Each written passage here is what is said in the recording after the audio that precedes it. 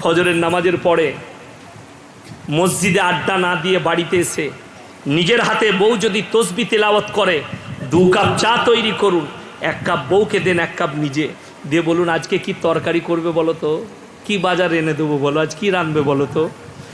এই মহাব্বতের সঙ্গে যদি স্ত্রীকে জিজ্ঞেস করেন সেই দিনে তরকারির টেস্ট আলাদা হবে। আচ্ছা আপনারা বলুন, আমরা যখন বাড়িতে যাই কাজ করে আসেন, বউকে বলে পাটা টিপে দাও তো, হ্যাঁ হ্যাঁ দাও দাও দাও, হ্যাঁ এইখানটা দাও, হ্যাঁ হ্যাঁ দাও দাও, ভাল লাগছে দাও খুব। আর সন্ধ্যাবেলায় বাজার থেকে এসছে, মালদা থেকে এসে দেখছে বউ ঘুমাচ্ছে, শুয়ে আছে।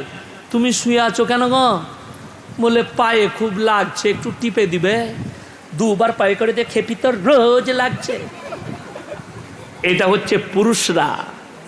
ইসলাম এটাই বলেছে, এই জায়গাটাকে পরিবর্তন করতে হবে। হ্যাঁ আপনিও পা টিপবেন। আপনি বলবেন বলে কি বে হুজুর, হুজুররা তাইলে বইয়ের পা টিপে? হ্যাঁ জিজ্ঞেস করুন, আমরা বইয়ের পা টিপি। গুনাহ নাই তো? কে বললে গুনাহ আছে? নবীজি সাল্লাল্লাহু আলাইহি সাল্লাম মা আয়েশার মাথায় হাত বুলাতেন, কপালে চুম্বন করতেন। সকালবেলায় নবীজি বেরিয়ে গেলে বাড়ি থেকে সাহাবীরা সুন্নত পালন করতেন, নবীজির কপালে চুম্বন দিয়ে যেতেন।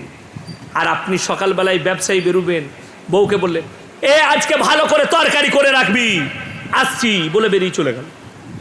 কোনো মহাব্বতের দুটো কথা নাই। আহা, ফজরের নামাজের পরে মসজিদে আড্ডা না দিয়ে বাড়িতে এসে নিজের হাতে বউ যদি তসবি তেলাওয়াত করে 2 কাপ চা তৈরি করুন, 1 কাপ বউকে দেন, 1 কাপ নিজে দিয়ে বলুন আজকে কি তরকারি করবে বলো তো, কি বাজার এনে দেবো বলো, আজ কি রান্নবে বলো তো।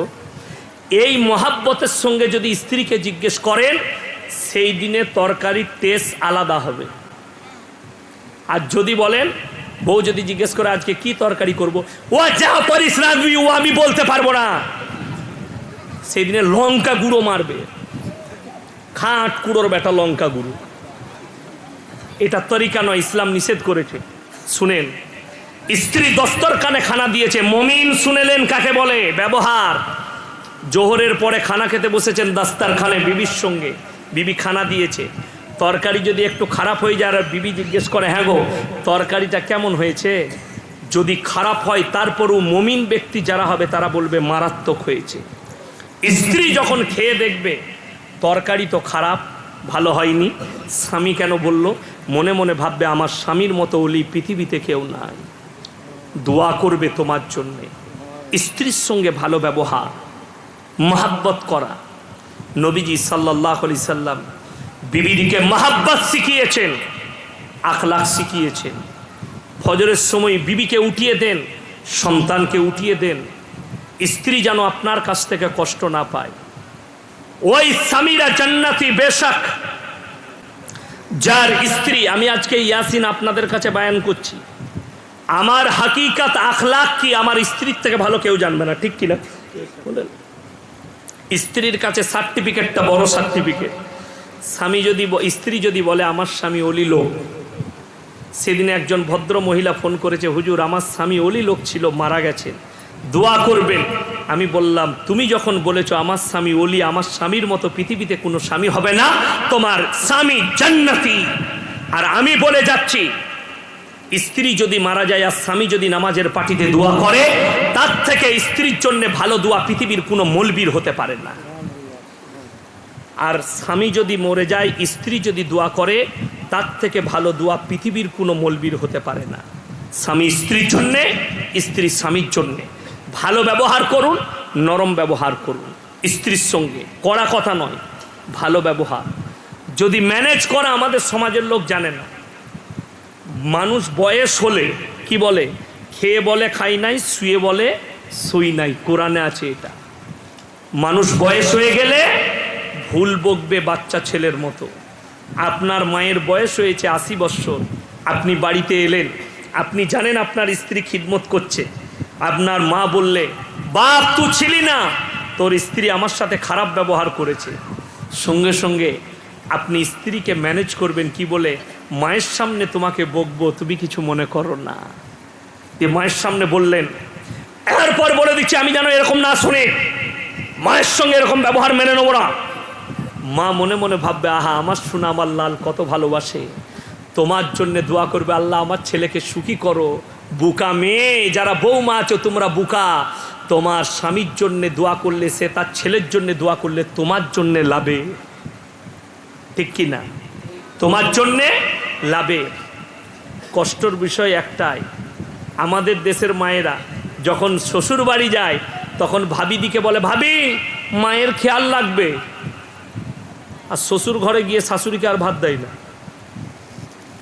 তোর মাকে তোর ভাবিরা খেয়াল রাখবে, আর তুই যার ঘরে যাচ্ছিস তার খেয়ালটা। তবে ঝগড়া আমাদের শুরু হয় কিন্তু শাশুড়ির কাছ থেকে। আমি যদি বলে দিই, অমৃতির মায়েরা বলবে, ও 8 কুড়োর মাটা মূলবিকার জীবনে দাউদ দিবি না, তাই না? বলেই দিই, তারপরে যা হবে হবে। নতুন বৌমা বিয়ে হয়েছে, 1 সপ্তাহ পরে বাড়ি এসছে শ্বশুর বাড়ি, শাশুড়ি বললে, মা চালটা ধুয়ে নিয়ে এসো। চাল ধুতে গেছে কলে। আচ্ছা, মানুষ মাত্রে ভুল হতে পারে না? পারে না। 2টি চাল পড়ে গেছে। শাশুড়ি কিভাবে বলবে, মা এইভাবে চাল ধুও না, একটু সাবধানে ধুবে, তোমার শ্বশুর আব্বা দেখলে বকবে, ছেলে দেখলে রাগ করবে, অসুবিধা নেই, ওগুলো কুড়িয়ে ছাগলের ডাবায় না হলে গরুর ডাবায় দিয়ে দাও, ঝামেলা শেষ। বৌমা কি মনে মনে ভাববে, আমার শাশুড়ি মা খুবই ভালো মানুষ, ভাববে না? ভাববে না। কিন্তু 2টি চাল পড়ে গেছে, শাশুড়ি কি বলে, তোমার মা কাজ শিখায়নি, এরম করে কাজ করছো, বলে তোর মা শিখিয়েছে, এলে তুই করগা। ঝগড়াটা কোথা থেকে শুরু হলো? ওইখান থেকে। তুমি যদি মা বলো, তোমাকে মা বলতে বাধ্য হয়ে যাবে। তুমি যদি ঝেঁঝকিয়ে কথা বলো, সেও তোমাকে ঝেঁঝকিয়ে কথা বলবে। এটার নাম ম্যানেজ করা। তোমরা ভালো ব্যবহার করো, ভালো ব্যবহার হবে। ওই জন্যে আমার মুসলমান ভাই সবাই হাত তুলে বলুন, আমরা মুমিন হব। জোরে বলুন ইনশাআল্লাহ। আল্লাহ আমাদের আখলাককে, চরিত্রকে আল্লাহ ভালো করে দে, আমাদের সমাজকে ভালো করুক। আপনারা আমার জন্যে দোয়া রাখবেন, আমি আপনাদের জন্যে দোয়া রাখি। হায়াত বাকি তো মুলাকাত বাকি। আমি বলি, এটা আমি আমার কথা বলিনি, মুসলমান ইমানটাকে এত কমজোর করেছে, এমন জায়গায় পৌঁছেছে। আর ভারতবর্ষে দেখে নেন, যতগুলো ইসলামের দুশ্মন, একটা অমুসলিম ঘরে জন্ম নেয়নি, সব মুসলমান ঘরে জন্ম নিয়েছে। তসলিমা নাসরিনের মতো মেয়ে সেদিনে কি বলেছে জানেন? বিজ্ঞানরা চাঁদে পৌঁছে গেছে আর মুসলমানরা কোরআন নিয়ে পড়ে আছে। জোরে বলুন নাউজবিল্লাহ। এত বড় ভাষা প্রয়োগ করেছে কোরআনের বিরুদ্ধে, আল্লাহর বিরুদ্ধে, রসুলের বিরুদ্ধে। আমাদের কাছে উত্তর আছে, যারা শিক্ষিত আছে তারা শুনেলেন। ইসরোর বৈজ্ঞানিকরা চন্দ্রযান 3 পাঠিয়েছে। আমরা ভারতবাসী গর্বিত, ভালো জিনিস, বৈজ্ঞানিক উন্নতি লাভ করেছে। কিন্তু যদি বলো কোরআন কিছু দিতে পারেনি, আল্লাহর কসম, তাহলে কিন্তু কোরআন তোমার বিজ্ঞানকে চ্যালেঞ্জ ছুড়ে দিয়েছে, যেটা অ্যাকসেপ্ট করার মতো ক্ষমতা কিয়ামতের সকাল পর্যন্ত পৃথিবীর কোনো বৈজ্ঞানিকের নাই। জোরে বলুন সুবহানাল্লাহ। যদি বলেন কি, কোরআনে আমার আল্লাহ রাব্বুল আলামিন পৃথিবীর মানুষকে চ্যালেঞ্জ ছুড়লেন, মারাজাল বাহরাইনি ইয়ালতাকিয়ান বাইনাহুমা বারযাখুল লা ইয়াবগিয়ান। হে আমার বিশ্ব নবী, গোটা পৃথিবীর মানুষকে বলো, আমি 2টো সমুদ্রকে পাশাপাশি বহমান করেছি, একটার পানি নীল আর একটার পানি সাদা। বাইনাহুমা বারজাক, বারজাক মানে হচ্ছে অন্তরাল। তাদের মধ্যেখানে এমন দেওয়াল দিয়েছি, এমন অন্তরাল দিয়েছি, তোমরা চোখের সাহায্যে খুঁজে পাবে না, তোমরা দূরবীনের সাহায্যে খুঁজে পাবে না। কিয়ামতের সকাল পর্যন্ত আমার আল্লাহর হুকুম ছাড়া তারা একে অপরের সঙ্গে মিশ্রিত হবে না। জোরে বলুন সুবহানাল্লাহ। সামান্য চন্দ্রযান 3 পাঠিয়ে যদি তসলিমা নাসরিনের মতো হারামের আওলাদের এত গর্ব হয়, তাহলে বলি আমার নবীজি সাল্লাল্লাহু আলাইহি সাল্লাম আঙ্গুলের ইশারায় চাঁদকে 2 টুকরো করেছে। জোরে বলুন সুবহানাল্লাহ। তাহলে আমরা কতটা গর্ব করতে পারি নবীজিকে নিয়ে, ঠিক কি না? কথা বলেন, আমাদের কতটা গর্ব হয়? তাহলে নবীজির আখলাককে পড়ো। আজকে মুসলমান ইমান হারা হয়েছে, যার কারণ হচ্ছে তাদের কাছে এডুকেশনও নাই আর দ্বীনি শিক্ষাও নেই। কোরআনের কাছ থেকে আপনি নিতে চান না বলে পান না, নিতে চাইলে কোরআন সব দিয়েছে। আপনাকে দেখিয়ে দেবো মুসলমানদের ইমান কোথায় হারাচ্ছে। আমি সেদিনে দেখলাম আমাদের দেশে একটা দাজ্জালের আবিষ্কার হয়েছে, ছোটা দাজ্জাল, তার নাম হচ্ছে বাগেশ্বর ধাম বাবা। সে কুণ্ডলি বলে দিচ্ছে।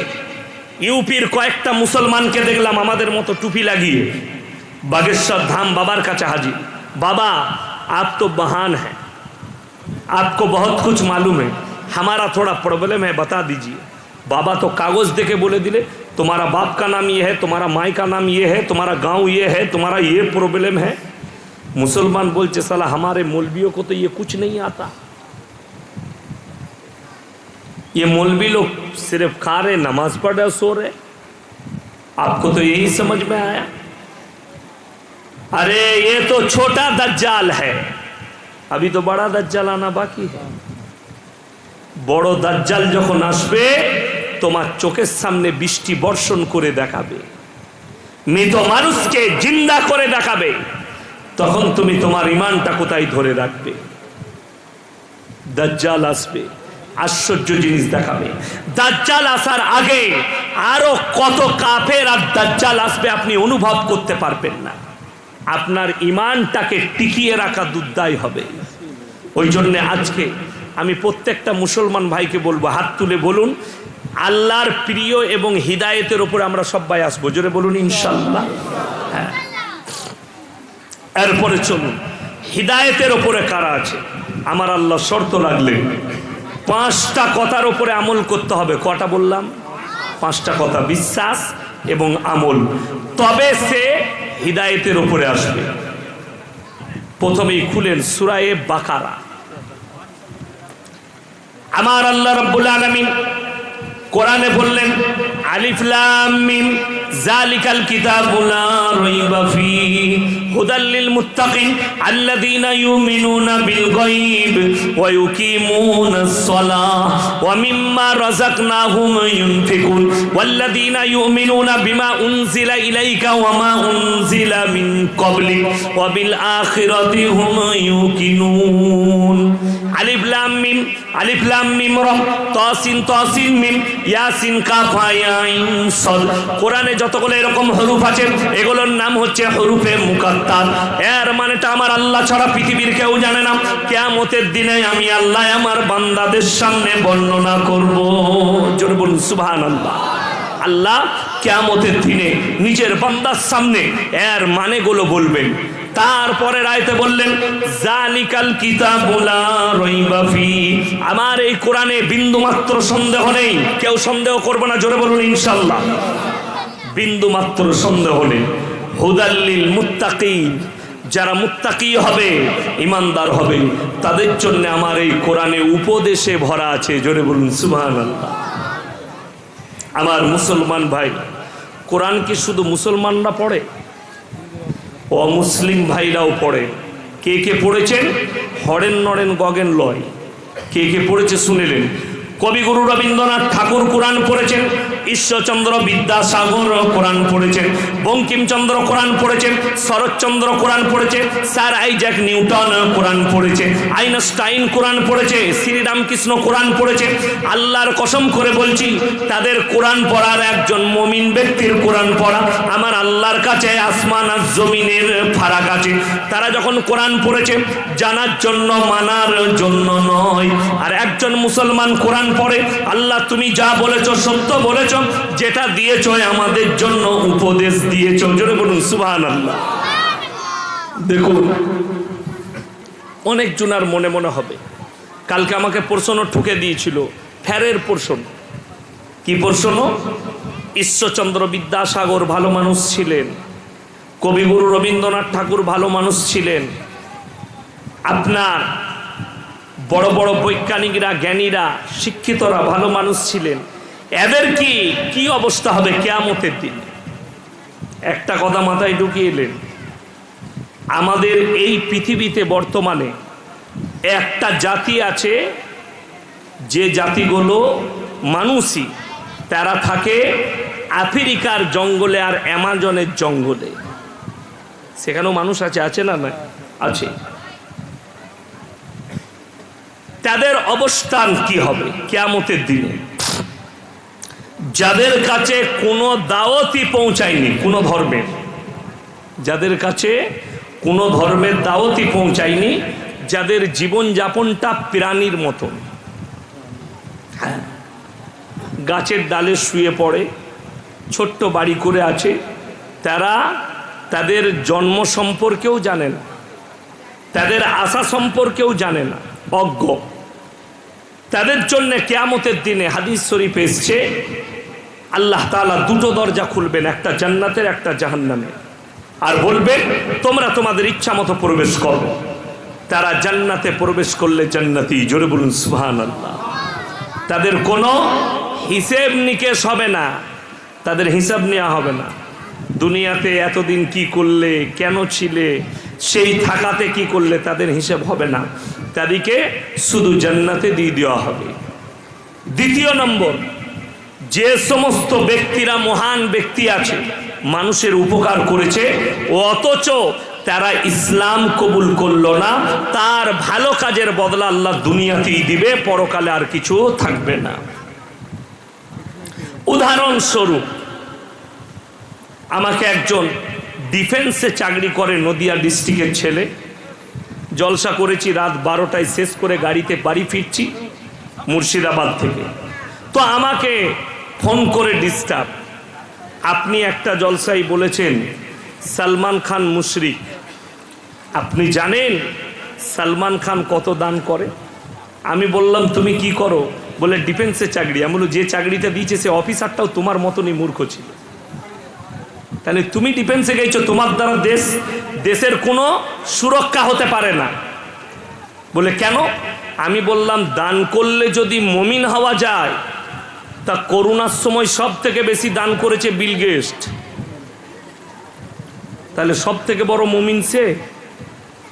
কথাটা এটা নয়। আমি তাকে বললাম যদি 1000 কোটি টাকাও দান করে সালমান খান, ভালো কাজ করে, কি করে? বাচ্চা ছেলেদের নিজের চ্যারিটি আছে, সেখান থেকে ক্যান্সারের চিকিৎসা করায়, অনেক গরিবের হেল্প করে, তার বদলা আল্লাহ তাকে দুনিয়াতে দিবে। কিন্তু বাড়িতে গণেশের পুজো করার কারণে সে ডাইরেক্ট মুশরিক, তাকে কখনো বলা যাবে না মুমিন। যে বলবে তার ইমানের খাতরা হয়ে যাবে। তার লেগে একটা দোয়া করতে পারেন। আমাদের দেশের যুবকরা আছে, তারা কি দোয়া করে জানেন? আল্লাহ শাহরুখ খানকে ভালো রাখো, কেলানি খাবি কবরে, মার খাবি। ওদের লেগে দোয়া করলে যদি বলে হুজুর দোয়া করা যাবে না, না দোয়া করা যাবে, একটা দোয়া করা যাবে, তাদের লেগে জান্নাতের দোয়া করা যাবে না। যদি বলেন দলিল দেন, আমার বাপের নয়, আমার বাপের ডায়েরি নয়, কোরআনের দলিল শুনে লাও। আমাদের মতো মৌলবি নয়, আল্লাহ নবীকে বলছেন এবং মুমিনদিকে বলেছেন মা কানা লিন-নবী ওয়াল্লাযীনা আমানু আন ইস্তাগফিরু লিল মুশরিকিন ওয়ালাউ কানু উলি কুরবা। হে নবী এবং মুমিনরা শুনে নাও, তোমাদের জন্য উচিত হবে না যারা মুশরিক হয়ে মারা গেছে তাদের জন্য দোয়া করা, যদিও তারা তোমাদের আত্মীয় হয়। আমাদের দেশে কিন্তু মাতাল মরে গেলেও দোয়া হয় তার লেগে, দেখি তো মালদা জেলাতেই খুঁজে পাবে।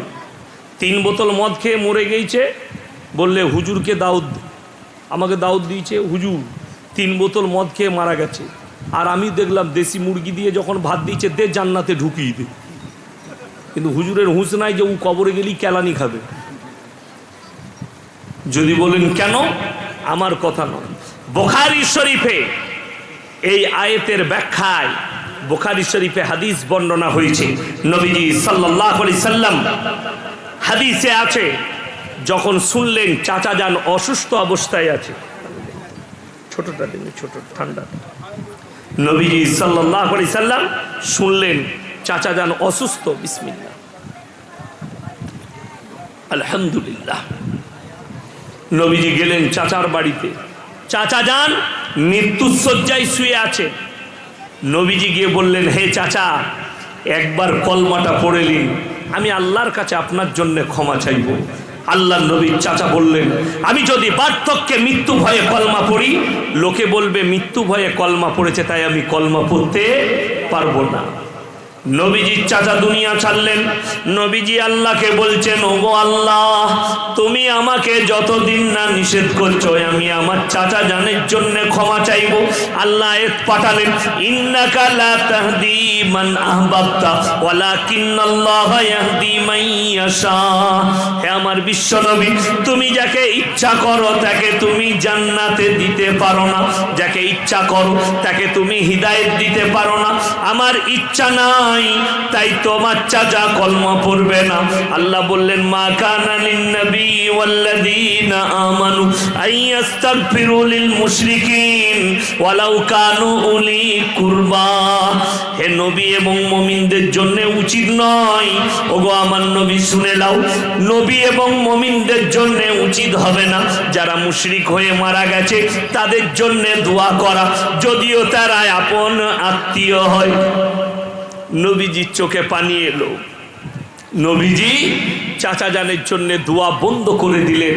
আল্লাহ যখন এই আয়াত পাঠালেন নবীজির কাছে, নবীজির চোখ দিয়ে ঝরঝর করে পানি, কাঁদার আর রাস্তা নাই। আর আপনি আমাকে দেখে মাতাল, জীবনটা মদের ভাটিতে কাটিয়েছে, গাঁজার ভাটিতে কাটিয়েছে, জীবনে আল্লাহ আল্লাহ রসুলের নাম লাইনি, আপনি আমাকে ডেকে মিলাদ পড়িয়ে দোয়া করিয়ে জান্নাতে পাঠাবেন। আপনার বিবেককে জিজ্ঞেস করুন, যদি নবীকে নিষেধ করা হয় এই মৌলবি কি করে রেহাই পাবে, দোয়া করতে পাবে? আমি বলিনি, এটা কোরআনের কথা, আপনি ভেবে দেখুন। আজকে নাস্তিকের জন্য, ওই জন্যে কি দোয়া করবেন? আপনি দোয়া করতে পাবেন, আল্লাহ সালমান খানকে তুমি হিদায়েত দান করো, শাহরুখ খানকে হিদায়েত দাও। আমি দোয়া করি, আল্লাহ তুমি মোদিজিকে হিদায়েত দাও, আল্লাহ তুমি যোগীজিকে হিদায়েত দাও। আপনি হিদায়েতের দোয়া করতে পাবেন, কিন্তু তারা মরে যাওয়ার পরে তাদের জন্য জান্নাতের দোয়া করতে পাবেন না। এটা মুমিনদের জন্য উচিত হবে না। নবী এবং মুমিনরা যেন যারা মুশরিক হয়ে মারা গেছে আত্মীয় হওয়ার পরেও তাদের জন্য দোয়া করো না। আজকে আমাদের সমাজের অবস্থা কি জানেন? যদি নাস্তিক মারা যায় ইমামকে বলবে জানাজা পড়াতে হবে। হয় না? হয় না? আপনাদের দেশে হয় না নাকি আমি জানি না, আমি আমার বর্তমানের ঘটনা বলছি। নাস্তিক মারা গেছে, মাদ্রাসার তালবিলিম দিকে কি বলতো জানেন? এগুলো অন্ধকার স্কুলে পড়ে, অন্ধ স্কুলে, জোরে বলুন নাউজুবিল্লাহ। উলামা দিকে বলতো এরা মাদ্রাসা ছাড়। সেই লোক মারা গেল, তার জানাজা পড়া হলো, সেই লোক বললে আল্লাহ বলে কিছুই নাই, এগুলো অটোমেটিক চলছে, জোরে বলুন নাউজুবিল্লাহ। সে মুসলিম ঘরে বসবাস করে, মরে যাওয়ার পরে ইমামকে জানাজা পড়াতে হলো, মুসল্লিরা জানাজা পড়ল। ইমাম সাহেব যদি জেনে শুনে তার জানাজা পড়ে যে এই লোকটা নাস্তিক, সেই ইমাম সাহেব গুনাহগার হবে। মুক্তাদিরা, মুসল্লিরা যদি জানে এই লোকটা নাস্তিক, বেঈমান, কাফের, তার যদি জানাজা পড়ে, যে মুমিন ব্যক্তিরা জেনে শুনে পড়বে তারা সবাই পাপেতে লিপ্ত হবে। যদি বলেন হুজুর মুসলমান ঘরে বাস করছে কি করব, তাকে নদীর কিনারায় ফেলে দিয়েছো, কুকুরকে খাইয়ে দাও, শুয়োরকে খাইয়ে দাও, জানোয়ারকে খাইয়ে দাও, রাস্তায় ফেলে দাও, কুকুরে টেনে খাক, কিন্তু তার জানাজা দাফন কাফন করা যাবে না। তসলিমা নাসরিনের মতো হারামের আওলাদ যদি মারা যায় তার লেগে জানাজা কোথায় পাবে? তার লেগে জানাজার নামাজ কোথায় পাবেন আপনি? কে বলল আপনাকে জানাজার নামাজ? আপনার ভুল হচ্ছে, আপনার বিবেকের দোষ হয়েছে। ওই জন্য আমার মুসলমান ভাই শুনেলেন, আজকে আমাদিকে যারা মাদ্রাসা ছাপ বলছেন তাদেরকে অনুরোধ করে বলে যায়, এই মাদ্রাসা ছাপ কথাটার উত্তর আমার কাছে আছে। কে বলছে? কিছু গোয়ার শিক্ষিত সমাজের লোক, তারা বলছে এরা মাদ্রাসা ছাপ। আমি কালকে বলে এসেছি কলকাতার বুকে, আপনারা জানেন, আপনাদের এখানে খবর বলি, বাংলাদেশ কাছে একটা বাংলাদেশের প্লেয়ার, সে খালি এতটুকু বলেছে যে মুসলমান মেয়েরা যারা চাকরি করে সেই মেয়ের দ্বারা কখনো একটা সুস্থ বাচ্চা এবং বেরেলিয়ান বাচ্চা মানুষ করা সম্ভব নয়। দামি কথা বলেছি। 99% মানুষ মুসলমান মুমিনরা তার সাপোর্ট করেছে, 1% বেঈমান কাফের, তাদের পাওয়ার এত বেশি যে তারা তার খেলাটা পর্যন্ত বন্ধ করে দিয়েছে, তারপরের দিন তাকে টিমে খেলতে দেয়নি। তাইলে বেঈমানের জোরটা এখন বর্তমানে বেশি কেন? আপনারা যে মোবাইলগুলো দেখছেন, এই মোবাইলের ফেসবুক, হোয়াটসঅ্যাপ, সোশ্যাল মিডিয়া, এটাকে কন্ট্রোল করছে পৃথিবীর বেঈমান কাফের ইহুদি নাসারারা, মুমিনরা নয়। আপনি আপনার ইচ্ছা মতো যদি বার্তা দেন, পৌঁছাবে না। আজকে যদি একটা এই হরিশ্চন্দ্রপুরে একটা কোনো বাড়িতে যদি একটা হাত বোম খুঁজে পেত, এনআইএ পর্যন্ত চলে আসতো হরিশ্চন্দ্রপুরে, অথচ একটা বাচ্চা ছেলে নিজের গেঞ্জি খুলে কাঞ্চনজঙ্ঘা এক্সপ্রেসকে দাঁড় করিয়ে বিপদের মুখ থেকে উদ্ধার করে দিল। আল্লাহ তার হাত দিয়ে কাজ নিল, হাজার হাজার মানুষের প্রাণ বাঁচলো। উত্তরবঙ্গ রেলের ওপরে আমার একটাই দুঃখ, এদের কাছে এই পয়সাটাও নাই, তাকে 1500 টাকা দিতে গেছে। আমাকে বলতিস বে আমি 5000 দিতাম, তোদের কাছে পয়সা না থাকলে। এর থেকে দুঃখ আর কি আছে, বেদনা কি আছে? এই ছেলেটাকে তো ভারত রত্ন অ্যাওয়ার্ড দেওয়া দরকার। কেন? যখন বালেশ্বরে ট্রেন অ্যাক্সিডেন্ট হলো, একজন মিডিয়া জিজ্ঞেস করছে बागेश्वर धाम बाबा के, बाबा आपको मालूम था कि एक्सीडेंट होने वाला है? बोले हाँ मेरे को मालूम था। तो फिर तुमको तो जेल में डालना चाहिए, तुम तो सबसे बड़ा क्रिमिनल हो। अगर तुमको पता था तो जरा स्टेशन मास्टर को फोन घुमा देते यार कि भैया जरा ट्रेन को रोक दो, अभी एक्सीडेंट होने वाला है। वो तो ड्राइवर को खबर कर देता, अबे ब्रेक कर, जल्दी एक्सीडेंट होने वाला है, इतने सारे लोगों का जान बच जाता। लेकिन आपको मालूम था ये बाबा को जेल में डालनी चाहिए, इसके जगह जेल में होनी चाहिए। বড় কষ্টের বিষয় এটাই, মুসলমানরা শুনেলেন। যারা মাদ্রাসা ছাপ বলছেন, আমি আপনাদেরকে চ্যালেঞ্জ দিলাম, মাদ্রাসা মালদা ডিস্ট্রিক্টে যতগুলো মাদ্রাসা আছে, একজন বাবাকে নিয়ে আসবেন। আমি আজকেই এই জলসা আমার শেষ নয়, মালদায় আমার কয়েকশো জলসা আছে এই পুরো সিজনে, রোজার আগের দিন পর্যন্ত 100-র বেশি জলসা আছে উত্তর দিনাজপুর আর মালদা পর্যন্ত। আমি আপনারা আমাকে ডাকবেন, এই অমৃতিতে এসে আপনাদের মসজিদে দাঁড়িয়ে জুতোর মালা পড়ে যাবে মলবি আসি, চ্যালেঞ্জ দিয়ে যাচ্ছি। যতগুলো মাদ্রাসা আছে মালদা ডিস্ট্রিক্টে, শুধু দেওবন্দীদের নয়, শুধু আহলে হাদিসদের নয়, দেওবন্দি বেরেলি আহলে হাদিস যে কোনো মাদ্রাসা, একটা মাদ্রাসায় বার করে নিয়ে এসো একটা বাবাকে। আমার ছেলে মাদ্রাসায় যাওয়ার পরে র্যাঙ্কিং করা হয়েছে, ন্যাংটো নাচানো হয়েছে। মাদ্রাসায় র্যাঙ্কিং হয় না, মাদ্রাসায় আমরা আদবের শিক্ষা দিই, মাদ্রাসায় ছেলেদিকে স্নেহ শিখানো হয়, ভালোবাসা দেওয়া হয়। আমরা উলামারা জিজ্ঞেস করুন, যতগুলো আলেম বসে আছেন, উলামা আছেন, আমরা সবাই আমাদের জিন্দগিতে উস্তাদের খিদমত করেছি। খিদমতে খুদা মিলে রাহাতে জিন্দগি।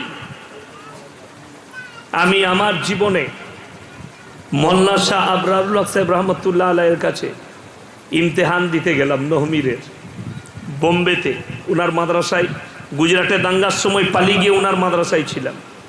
তো উনি সফর করে এলেন, বোম্বে গেলেন হরদই থেকে। তো তখন পড়ার জীবন একটু স্টাইল ছিল, আর টাউনে থাকতাম বোম্বেতে, গুজরাটে। তো আমার পায়জামাটা টাকনুর নিচে ছিল। तो আমি গিয়ে বসা মাত্র বললে ভাই এক কাঁচি লেকে आओ। আমরা হযরত কিউ বলে লেকে आओ पहले। নিয়ে গেলাম, টাকনুর ওপর পর্যন্ত কাঁচি করে কেটে নামিয়ে দিলে, বললে ভাই ये जगह जहन्नम के आग में जा रहा है, मैंने बचाया, हमारा शुक्र अदा करो। तो আমি তো তখন স্টুডেন্ট, জাস্ট আমার পায়জামাটাই শেষ করে দিল। তো হযরত পরীক্ষার পরে কি দিলেন, আমাকে 500 টাকা দিলেন। ইমতিহানের পরে বলে এক নয়া কাপড়া সিলা লেনা। আজকে মনে মনে করি সেই দোয়াটা কত বড় দোয়া ছিল। হযরতকে নিজে খানা খাইয়েছি, হযরত আর দে নেই, এইটুকু খাবার। আর হযরতের মামুল ছিল খানার পরে খরবুজা খাওয়া। খরবুজা একটা ভালো ফল, উত্তরপ্রদেশে, দিল্লি, বোম্বাই অ্যাভেলেবেল। খরবুজা লিভারের জন্য খুব ভালো ফল। তো হজরতের মামুল ছিল খানার পরে খরবুজা খাওয়া। কেটে নিয়ে এলাম, তো खरबूजा खेते खेते আমাকে বললে भाई आप भी एक ले लो। हमने हजरत नहीं आप खाइए। बोले नहीं भाई मैं दे रहा हूँ ना, तुम एक खा लो। तो हजरत हाथे तुले दिलेन, আমি একটা নিলাম।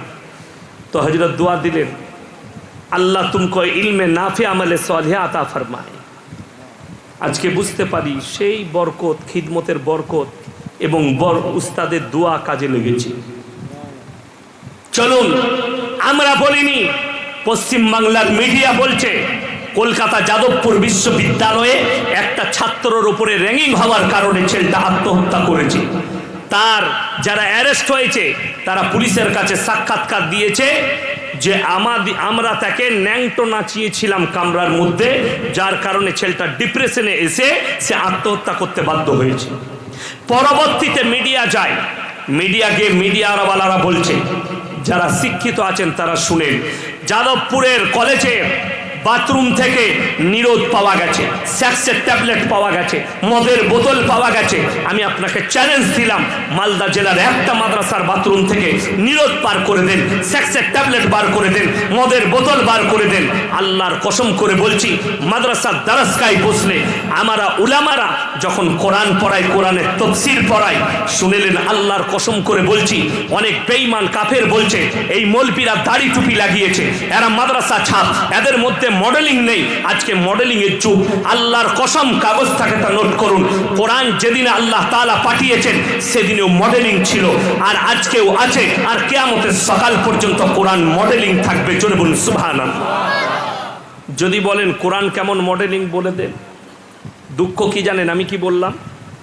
আল্লামা ইকবাল লিখেছেন, ইস ঘর কো আগ লাগি ঘর কে চিরাগ সে। মুসলমান, তোমরা নিজেদের ঘরে নিজেরা আগুন ধরিয়েছো, অন্য কেউ নয়। কোন হিন্দু ভাইকে গালি দিবেন না, আপনারা নিজের আগুন ধরিয়েছে। আমি নাম করে বলছি, বর্ধমানে ইউনিভার্সিটির প্রফেসর, তার নাম হচ্ছে তানবীর নাসরিন। আজ থেকে 6 বছর আগে, এখন হারামখোর আছে না নাই জানি না। আচ্ছা, নামটা শুনে কি মনে হচ্ছে, হিন্দু না মুসলিম? কথা বলে না, মুসলিম। তানবীর নাসরিন মেয়েটার নাম। ববি কাটচুল মেয়েটা ইউনিভার্সিটিতে একটা কনফারেন্স করতে গিয়ে বলল যে কিছু টুপি দাড়িওয়ালা লোক মুসলমান সমাজকে পেচ করিয়ে দিল। জোরে বলুন নাউজুবিল্লাহ। টার্গেট কাকে? টুপি দাড়ি মানে উলামা দিকে, নামাজি দিকে টার্গেট, এরা পেচ করিয়ে দিল। দ্বিতীয় নম্বর, এই কোরআনটা 1500 বছর আগেকার পুরানো কোরআন, এটাকে মডেলিং করতে হবে। জোরে বলুন নাউজুবিল্লাহ। তৃতীয় নম্বর, তার ভাষা, যে সমস্ত ছেলে মেয়েরা সমকামী হবে আমি তাদের পাশে আছি। জোরে বলুন নাউজুবিল্লাহ। 3টে বক্তব্য দিয়েছিল। আমি যখন তার পরের দিনে তার বক্তব্যটা পড়লাম পেপারে, কলম পত্রিকায়, আনন্দবাজারে, আমার মাথায় আগুন জ্বলল। আর আমি নামাজের পার্টিতে দোয়া করেছিলাম মাদ্রাসায়, আল্লাহ তুমি এই বছরে খুব তাড়াতাড়ি বর্ধমান টাউনে আমার একটা জলসা দাও। আল্লাহ আমার দোয়াকে কবুলও করেছিল। 1 সপ্তাহ পরেই দাওয়াত এসছে, হুজুর বর্ধমানে করজেন গেট থেকে ঢুকে বড় বাজারে আপনার দাওয়াত আছে। আমরা পেয়েছি 1 কাঠ, মালকের পর দেখবো আমি। তো সেখানে আমি তাকে আঁক ছিলা, জানেন আঁক ছিলে রস বার করে, ওইভাবে ছিলেছিলাম মালটাকে। আলমাল ছিলিনি, বড় কষ্টের বিষয়। আমি উত্তর দিয়েছি। সেই মেয়েটার বায়োডাটা বার করলাম, প্রফেসর হতে পারে, মেয়েটা নাইট ক্লাবে যায় এবং মেয়েটা সমকামী। জোরে বলুন নাউজুবিল্লাহ। 1 নম্বর। দ্বিতীয় নম্বর, সে টার্গেট করেছে আলেম উলামা দিকে। আমি তার উত্তর দিয়েছি। মডেলিং এর যুগ। আমি মালদা থেকে, এটা কত কিলোমিটার হবে মালদা থেকে? 10 কিলোমিটার। আমি চ্যালেঞ্জ দিয়ে বললাম, যতগুলো বাজার পড়বে প্রত্যেকটা বাজারে মদের দোকান আছে, আছে না নাই? কথা বলেন। কম বেশি সব বাজারেই মদের দোকান আছে। যদি আপনি মালদা থেকে স্টার্ট করেন, মালদার পরে কালিয়াচক, সুজাপুর, কালিয়াচক, ধুলিয়ান, ওমরপুর, বহরমপুর, বেলডাঙ্গা, পলাশী, দেবগ্রাম, কৃষ্ণনগর, যতগুলো টাউন পড়বে প্রত্যেকটা টাউনে সরকারের লাইসেন্সধারী মদের দোকান খোলা আছে, আছে না নাই? খোলা আছে। আপনাদেরকে মডেলিংয়ের যুগ বুঝাচ্ছি। এরা বলছে লাইসেন্স দিয়ে রেখেছি মদ খা, আর আমার আল্লাহ রব্বুল আলামিন 1400 বছর আগে বললেন তোমাদের জন্য মদ স্পর্শ করা হারাম। জোরে বলুন সুবহানাল্লাহ। মদ স্পর্শ করা হারাম। দ্বিতীয় নম্বর, চলুন যতগুলো টাউন আছে, বড় বড় টাউন, মালদা জেলা, মালদা ডিস্ট্রিক্ট, বহরমপুর, বর্ধমান, কলকাতা, আসানসোল, পশ্চিমবাংলার যতগুলো বড় বড় টাউন আছে, সব টাউনগুলোতে সরকারের লাইসেন্স প্রাপ্ত নিষিদ্ধ পল্লী খোলা আছে। আছে না নাই? সব নিষিদ্ধ পল্লী খোলা রেখেছে। আমার মুসলমান ভাই, কষ্টটা কোথায় জানেন? কোরআনে থাকার পরও আমল করতে পারছি না, এমন একটা দেশে বাস করছি। সেদিনে আমি পুরুলিয়া ডিস্ট্রিক্ট থেকে জলসা করে আসছিলাম 5 দিন আগে। জলসা ছিল মধুকুন্ডার কাছে, মুরুলিয়া বলে একটা গ্রামে। আসানসোল টাউন হয়ে বিশালঘর ব্রিজ, দামোদরের ব্রিজ পেরিয়ে গিয়েছিলাম। নিয়ামতপুর বলে একটা জায়গা আছে যেখানে নিষিদ্ধ পল্লী আছে। তো রাতের বেলায় আসছি, রাত তখন প্রায় 2টো। আমি যখন